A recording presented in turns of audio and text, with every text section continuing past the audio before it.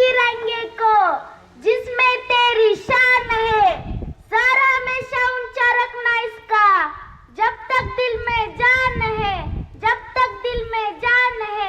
Respected principals, teachers, parents and my dear friends, today is 15 August. Firstly, I would like to wish all of you Happy Independence Day. Independence Day is national festival of our country. This year we are celebrating 80th Independence Day. India got independence from British rule on 15 August 1947. Our great freedom fighters like